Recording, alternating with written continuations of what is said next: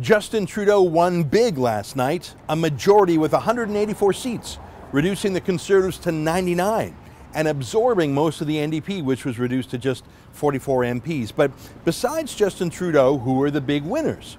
Well, here's my first attempt at a list. Judging from the jubilation in the media itself are big winners, and they are.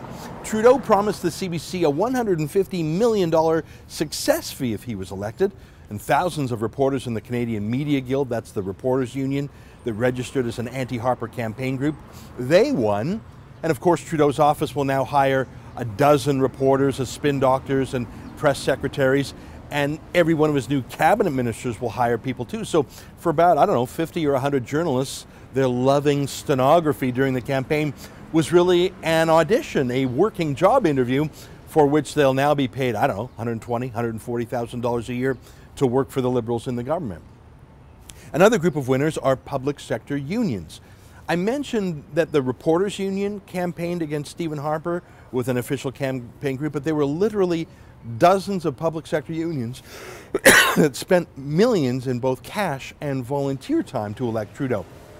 Here's a list of registered third-party campaign groups, everyone from the Postal Workers Union to the Nurses Union to the Canadian Union of Public Employees to the Transit Union, and on and on. Of course they did, because Trudeau has promised to spend tens of billions of dollars on them and to raise taxes and even put Canada back into deficit spending for them. Huge winners. I mean, pretty good rate of return, right? Spend a few million bucks campaigning for Trudeau, get a few billion dollars back.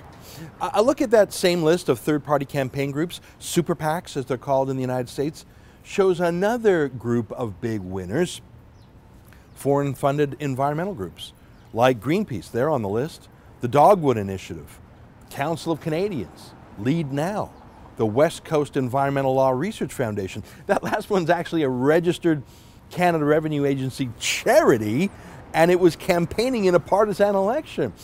All these groups I just listed take foreign funding to attack our oil sands and our pipelines. None of them have ever campaigned against OPEC oil that Eastern Canada imports by tankers and pipelines. These groups won at the election because Trudeau promised he'd kill the Northern Gateway pipeline to the West Coast. That's the only big pipeline project that has been approved by the National Energy Board.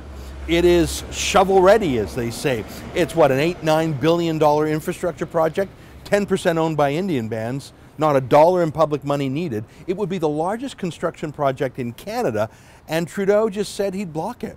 So those environmental lobbyists won. But of course, they're just front men for their foreign donors. The foreign donors won. Translation, OPEC won, Saudi Arabia and Iran and Russia won, because they're going to sell oil to China. Canada won't get there first. Speaking of foreign countries, China, Russia, Iran, all of those countries won last night too. We already know that Trudeau's favorite foreign country is the dictatorship of China. Remember this? There's a level of admiration I actually have for China.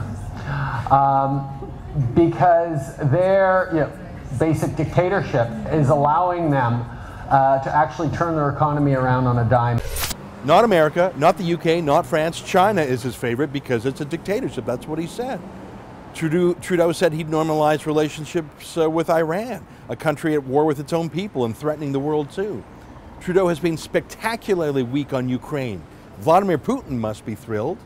But the worst will be if Trudeau keeps his promise to cancel our very small military contribution to the war against the Islamic State. We have just 6 CF-18 jets there and some support crews.